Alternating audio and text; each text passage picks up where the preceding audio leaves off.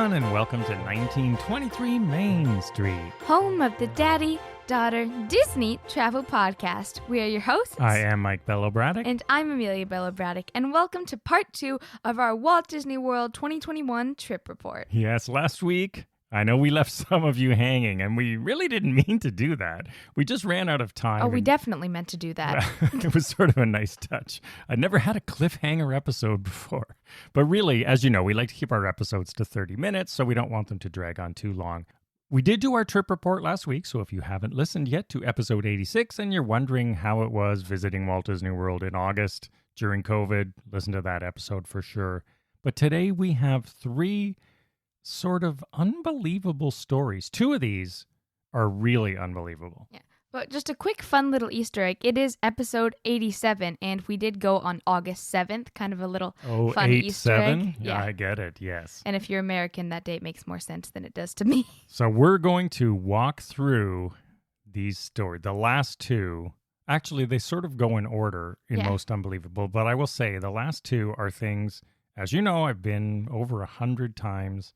That's 100 weeks at hotels there in 50 years. I have never in my life experienced anything like these 2 things ever, and I hope I never do again. But we're going to share those with you today. So if it happens to you, you'll know what to do because, you know, as always, we try to share some learnings. But before we start, Amelia, I want to add one thing, an item number 4 I meant to talk about last week. Must Do Disney, the new version. Ugh. Now, if you know and are a fan of Stacey Aswad and Stacey's classic Must Do Disney, she had a long run, but things changed. There is a new one now in the hotel rooms. It's just, I don't mind the voiceover person. It's not that. It's just, there's no personality because it's just a voiceover.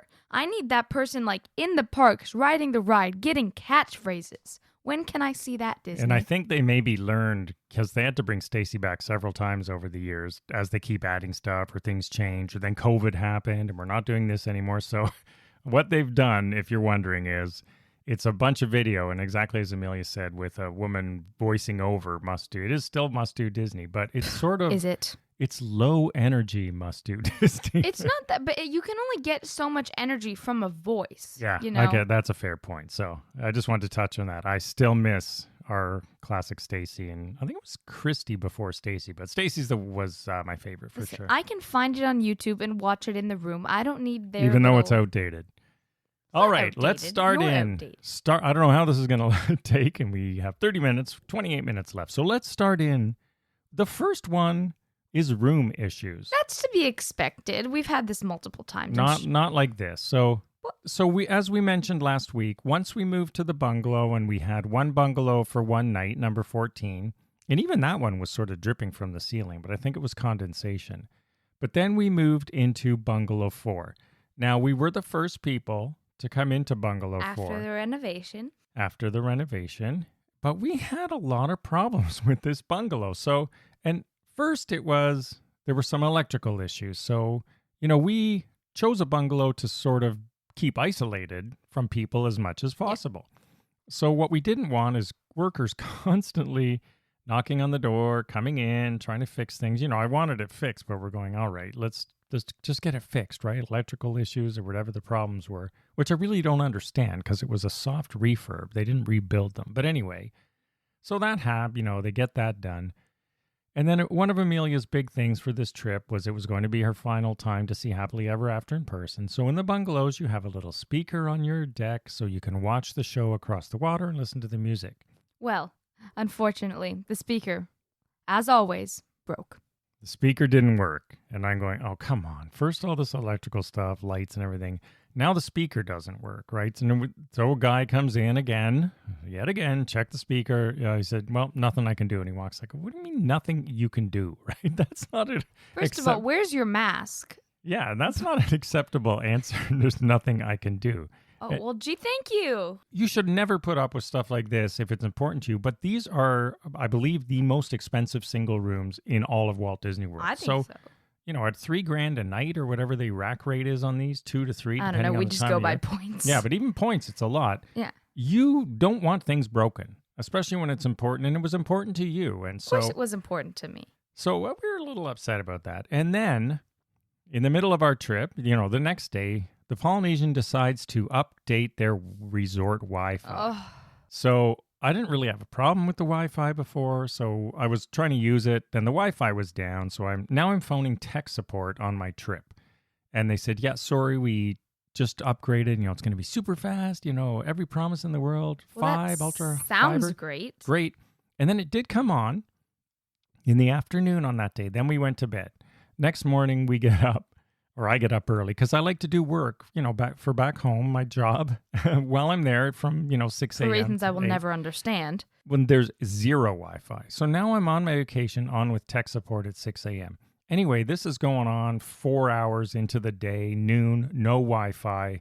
And again, going, guys, come on. Like, I know, just roll it back to the old one. Do something. And it turned out it wasn't just us, right? There was the whole big chunk of the resort. But at this point, this is when I explained in one of the episodes recently, we talked about let management know. So I said, look, between the stuff that's wrong when we move in, then the speaker doesn't work, and now there's no Wi-Fi. This is not a premium vacation, or really any vacation. I don't care what room you're in. These things, you're paying for a room, and you should have the services, not, one on top of the other. So now it was too many, and then that did spur action. I mean, I have to credit on all these stories, as we'll get into. The cast members were super we know like the entire amazing. Polynesian staff here. Yeah, we know them all. We'll shout out their names because they were unbelievably amazing. So I sent a letter to the management, and a woman named Courtney responded within an hour at 7 a.m. She had that speaker fixed within 2 hours. She said there was a part. They got the part. They got the Wi-Fi going. So boom, boom, boom. Super deluxe. And I'm very thankful. She was on the ball, and they got it done. So, and I got a gift basket. And they said they gave Amelia a little treat bag, or a big one actually, just for the inconveniences, which I appreciate because we basically lost a day sitting on tech support and all this sort of stuff, and having room functions that don't work. I wouldn't go that far, but... Well, I did. You didn't. I did. I had a great day. I just sat by the plunge pool. So it just underscores the message of, if things like that happen, don't let it go. And you don't have to be a nitpicky complainer. I just said, I felt like one, though. She doesn't know, right? The manager or whoever it is that day, they have a day manager. They don't know unless you tell them. So I said, this is not really going well. So I don't know if anything can be done, but can you get some of these things fixed? And to her super credit, amazing cast member, she got it done. Yeah. So story number 1, not a big deal really in the grand scheme of our 3 stories, but if you thought that was annoying, just wait. Speaking of annoying, have you ever had an annoying neighbor? I'd be really surprised if you hadn't, but good for you. On vacation. Oh, well, so this next story number 2, is about guests in the bungalow next door. I think annoying is the understatement of the year. Maybe we'll just tell the story as it unfolded, and we'll just go through the story and do it that way. So in the bungalows, they're side by side. I'm sure you've seen them. But this could be in any hotel room on the balcony next door, really. It's your next door neighbor. So we're in for 6 nights, and then I've noticed in bungalows, people come for 1 or 2 nights because they are quite expensive, and so they come in just to get the feeling, and then they're out of there.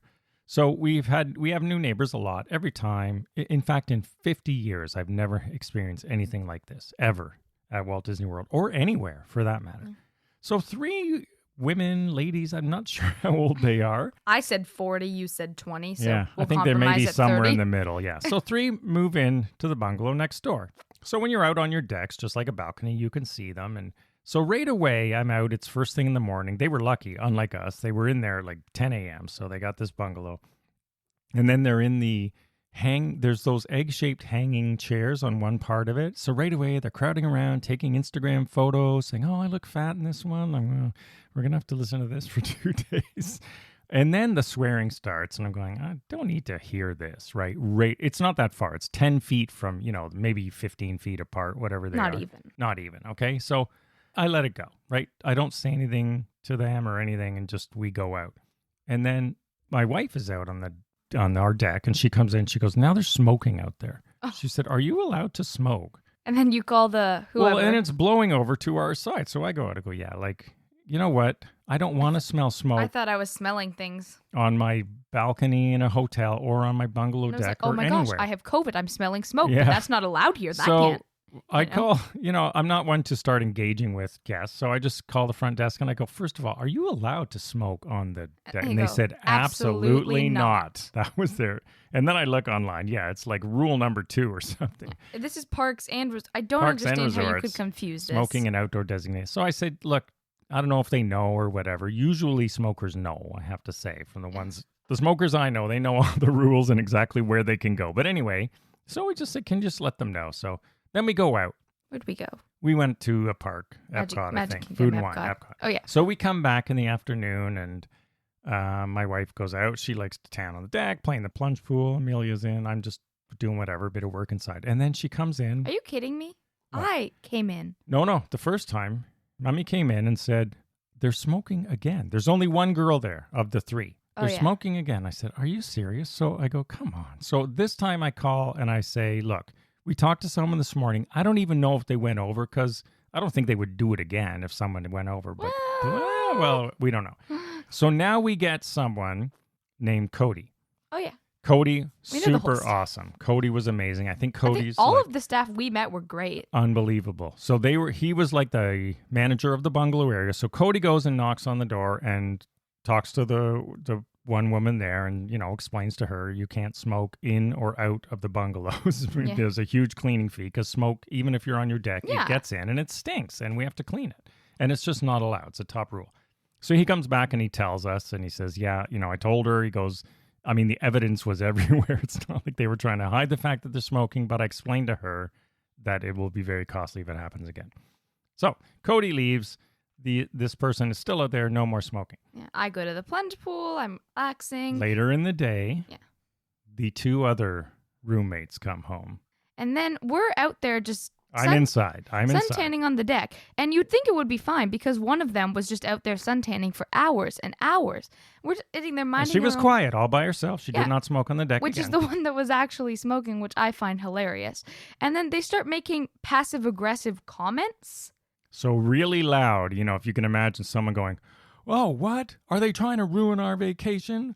Maybe they should mind their own business. Maybe they should mind their own business. I hope that kid doesn't make noise. So now they're cutting up Amelia. And then they're saying, And then I come in well, no. Then they said, oh, yeah, then you come in to get you. to get me and go, I think you better come out here because now these girls are becoming obnoxious, right? And directing it towards us. So I have zero tolerance for anyone abusing my family or me on any vacation, but let alone a Disney vacation, if you can believe this. So I go out and then they're just getting more and more animated because they can't smoke on their deck. There's a few of them. There's the one that was actually smoking, who's fine. There's the one that comes out and be's passive-aggressive. And then there's the one that's just...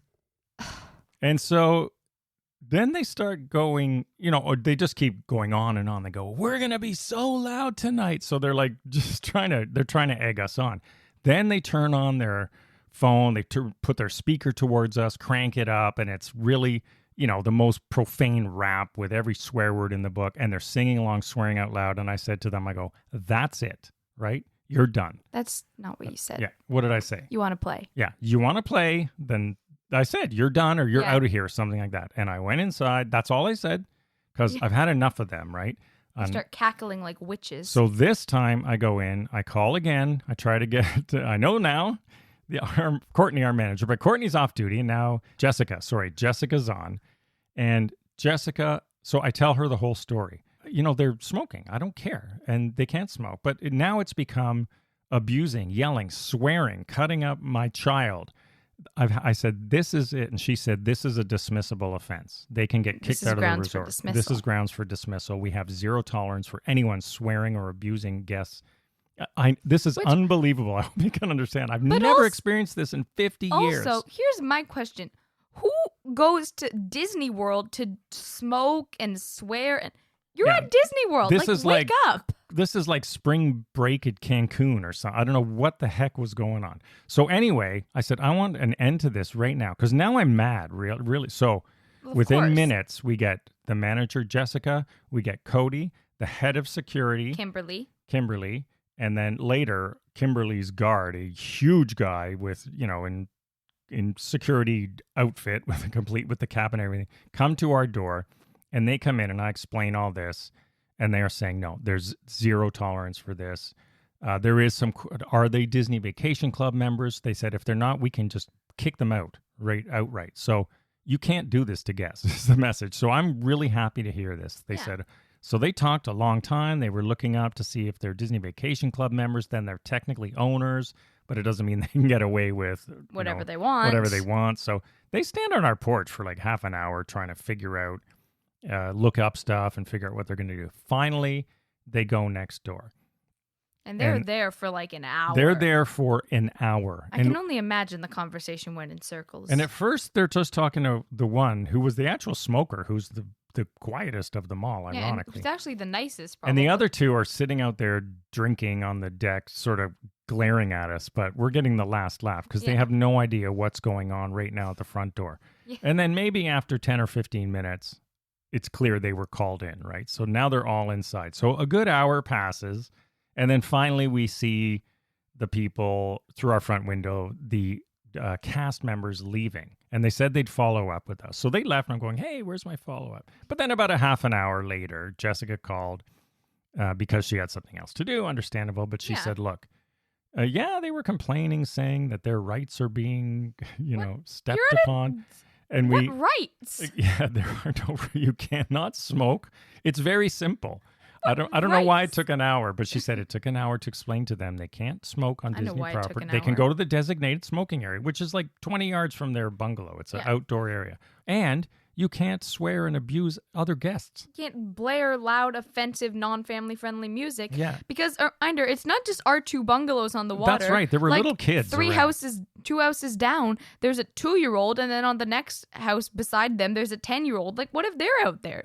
So basically, she said, we did not kick them out. They're only here for one more night. She said, however, we did put the fear of life into them. It is clear they were shaking, and they know in no uncertain terms, if they so much as look at you, they will be escorted off of the property immediately.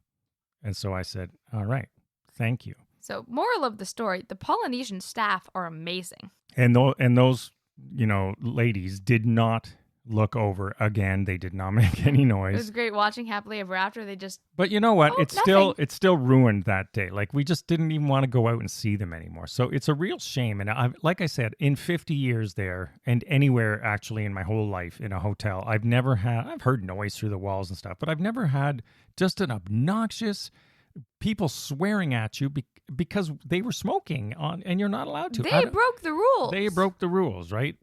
If you were allowed to, fine, then I guess we have to go in. But I know Vegas it's a no smoking property. Exactly. You're not. Who comes to Disney World to smoke and swear? I don't understand. So that is story number 2, and it was unbelievable to us. But again, the moral is don't put up with any crap from anybody. Because the cast members do want to help you, and they can help you, and most of the ones we've met. Cast members went over and over making it clear. They said, your safety, security, and enjoyment is our number one priority. I can name at least 6 that went above and beyond for us. Yeah, and they said, and if it was reversed, we'd be talking to you, right? So yeah. Oh yeah, and then they said we were discriminating. Yeah. Again. They said you're choosing the family over us, and they said no. Discrimination. If the family was swearing at you and smoking on their deck, they'd be getting this talk. But anyway, so that was number 2, and now the most horrific story of all for us. In the last episode, I said I would tell you why we did not get to do our VIP tour on the last day. And ladies and gentlemen, this is why. Now, let me start this story by saying, if you're an international traveler, as we are, and I don't know if it's true for some states, we have to take COVID tests before we fly down, 72 hours before our flight, and 72 hours before our flight home. So our flight home was to be Saturday at 2 o'clock. So we scheduled our COVID test with the medical concierge, who I do not recommend using, and you'll see why, for 3 p.m. on Wednesday. I wanted leeway just in case something went wrong.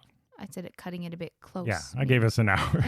An hour? Oh, well, flight delays never last more than that. 3 o'clock on Wednesday, we're supposed to have our test for our 2 o'clock flight on Saturday. And then they call and they go, yeah, okay, well, we've had a few emergencies, so we're going to have to delay you, probably come around 8. Yeah, so then they said they're coming around 8. Meanwhile, we're dealing with this other crap at the same time, the girls. This is all happening at the same time. So the girls next door, we have security and all stuff. And the speaker breaking. Which they did fix. All same day, They got though. the part and fixed it. Okay, so anyway, it's not till 10 p.m. that this woman shows up. And I'm impressed she did show up at least at 10 p.m., the doctor. So 7 hours late. And this is going to play into the story later. So she comes 10 p.m. She does our COVID tests. And she says, okay, you're all look happy and healthy. You'll get these tomorrow at 6 o'clock at the earliest, which was Thursday. So we go on our merry way. Thursday, what do we do? Not Thursday too was much. great. We went to Springs, Disney Springs in the morning. 50th merch dropped right when we were there. Yeah, we talked about that last week. So we're having a fun got day. an empty Disney bus, bought Sauls, went on the carousel, took castle pictures, watched cavalcades. But all the time, as we have, no rides, except for you went on one ride. The carousel. The I did carousel. not, because there was no line and it's outdoors, but you're fully masked the whole time. And then we come back and we're at Captain Cook's, waiting for our quick service food to take back to our room. And it is now 7 p.m. on Thursday. 7:03. And my phone rings. And I look down, and it's the medical concierge. So I'm going, uh-oh, this is not good, right? Why would they call? Why would they call? So I answer the phone, 7 o'clock, and they're saying, hi, the medical concierge. She said, so the test results came back, and 2 of you are positive. And Captain Cooks, he goes, 2 are positive. And she says, Aaron and Amelia are positive. And I'm stunned. And right away I say, this is impossible, right? It's impossible that they're positive because we have done nothing this whole entire week. We've been avoiding people. We've not gone on one ride in a ride line. We haven't watched fire. We've done nothing. In fact, I was probably the one who took my mask off more than anyone. Yeah, but he was still so safe. And she's saying, no, sir, these tests are very accurate. And they are the PCR tests. The tests are accurate. And I said, but this is not right. So I have to... And then she starts telling us we brought it down there. I'm like, well, we yeah, have she 19 said, cases where we live. What happened in the 72 hours after your test? So now we're freaking out. So right away, Aaron and Amelia leave Captain Cook's, run to the room. They don't want to be around anyone. Now they're COVID positive. We're going, but I'm still going, what the heck? So I'm negative. So I have to wait for the food in Captain Cook's. And then I race back to the room and I get it. And I call them back, but it's late, right? And they're going, I said, we need to retest, right? Something's wrong. I said, this does not add up. I don't care. It cannot be right. If they're positive, then every single person here has got to be positive because they've basically been living in plastic bags for the entire week. They've avoided people. And then you start getting the symptoms like, the COVID tongue. Yeah, the COVID phantom symptoms. With throat, the stomach ache, all not definitely symptoms of stress, not at all. So now we have to go by what they said. But I did say, I want a retest. And she said, do you want us to come and redo the test? I said, no, that takes too long. I don't want to back up my nose. They've got to retest those samples. I'm telling you, something is not right. 100% they're not right. She said, well, it's, 8 o'clock or 9 o'clock at night. They don't open until now. I'll talk to the lab in the morning. Well, here we are. It's Thursday night. And what is it, 9 o'clock Friday? Oh, our VIP tour. Our VIP tour. So...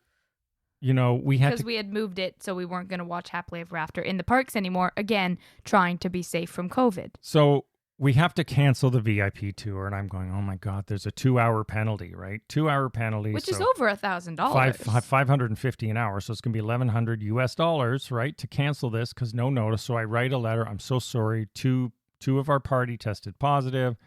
And that's Thursday night. And now I'm trying to wait till we get this retest, not to... I'm mostly just annoyed I didn't get my Mickey sandwich. I was looking forward to that. Yeah, it completely ruined obviously. Yeah, not to mention not being able to savor Happily Ever After for the last time. Yeah, it's just, they're very upset, obviously. And I'm really just sitting here going, this can't be right. This is not, there's no way. But we have to act because they're positive. So we cancel that. And now we have to start thinking, well, we can't fly home. We're going to have to isolate. At least you two are. So we're trying to figure out what we're going to do. We, thought about this before, but when it actually happens, you really have to hone in on where are we going to stay? What are we going to do? How are we going to get around? All this sort of stuff. So we canceled the VIP tour because that was 9 a.m. Next morning comes and I said, well, we're going to have to check out today at night. We have to leave the Polynesian bungalow because We just want to get out of here and not infect anyone. We're being responsible people. So I fortunately can walk around because I'm not, according to these tests. So 9 o'clock, 10 o'clock, come to 10. Okay, they're retesting now. Well, that's how long does that take? Yeah, I don't know how long it takes, but so is 11. So we have to check. So now I'm thinking, well, we've got to cancel our flight because you can't fly home. Not to mention not want to infect people. Yeah, well, you just can't. So they don't have a segregated part of the plane. So we've canceled the VIP tour. Now I have to cancel my flight. And this cost me money, right? So that cost me, I think, $500 or $600 fees in canceling the flight. So now we have no flight home. We've just checked out of the Polynesian. We're trying to decide where do we go. We've canceled the VIP tour, and then then we get a call. Then we get a text from the lab. Oh yeah. And the text, it's very cryptic. It just says, Amelia, test results or something. So I'm clicking on it. Get this Healthy Together app. Yeah, down. I go, what the heck? What is this? Just tell us. So I'm talking to someone at the front desk checking out, and Aaron and Amelia are outside away from everyone. So I tell her, I said, just phone them and ask what's going on. So Aaron phones the medical concierge, and the woman says, yes. There was a change. There was a change. Aaron and Amelia are both negative. Well, thank you.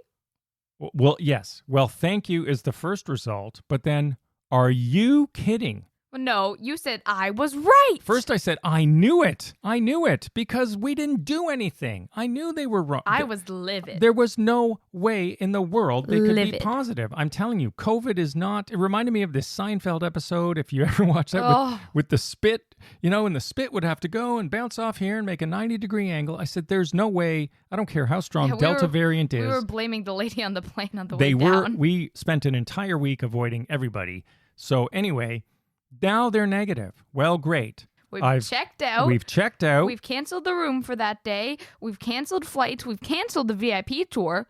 So now our vacation is in shambles. And by the way, don't forget the 72 hours. I looked at them. I said, we have to be home we have to be at the Canadian border in less than 42 hours. By 10 p.m. on Saturday. It's now Friday at noon. By 10 p.m. on Saturday, or we're going to have to redo the tests again. Somewhere in Buffalo, I guess, because we cross in Buffalo into Ontario. Hope they're still negative. So now we got to rent a car and drive home because flights are thousands of dollars if you're trying to book that day. And we just canceled the stupid flight. So now we rent a car. Yeah. Oh, but then we get another text that says no change. Oh, right. I'm like, well, now we're halfway through Georgia. So what now do you mean no change? Now we're renting the car. We go to Orlando Airport. We get our driver to pick us up. We go to Orlando Airport because now we can rent a car. Yeah, then we get another one. That's right. We're halfway through Georgia now. I'm like, another one comes as if, well, wait. And then we're going, what do you mean there's no change? So we call them again. Like, does that mean there's no change? It actually was. So we phone back and I said, what happened? Right? What's going on? No, you're negative. I said, what happened? Tell me how this happened. Well, it's hard to explain. Well, it's very technical. What, Jimmy dropped the vial? Yeah, Jimmy dropped the vial. I mean, it's not, how is it so technical? They screwed up the test somehow. Obviously, somebody made a mistake. Yeah, right? And I knew this would be the case. They said, no, we've retested again. Their samples are negative. Well, I knew it. But now we're racing to get home, to drive home. And we make it to the border. We almost, in middle of Virginia, we were in a traffic jam in the mountains. But we make it to the border literally at 9:30 p.m.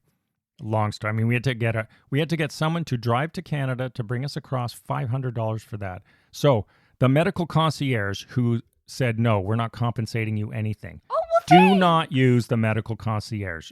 For COVID tests. For COVID tests, for sure. Yeah. They cost us $2,400 in total and ruined our vacation. Because they messed up, they ruined the end of it. They ruined our best day, which was our VIP tour. We were banking everything on this day. But you know what really annoys me? Because first of all, the Friday and the VIP tour was supposed to be the best day of my entire life, just period. But also, if they had come right on time. Yes, thank you at for the bringing 3, that up. if they'd come at when they were supposed to come and we kept the VIP tour at 2, we would have been able to do it. This is why. Thanks for, I almost forgot that. Yeah, this is why when also I said completely their fault. that 7-hour delay of theirs cost us. And the reason I booked it early, that I didn't want to give the story away, was because if something like this happened, I have ESP. I said, if we get some sort of weird result, I need to have the time to have them retest it so it won't mess up our vacation.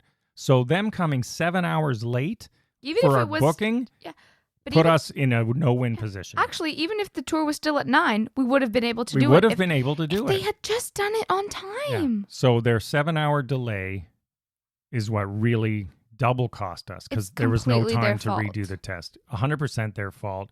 They took no accountability.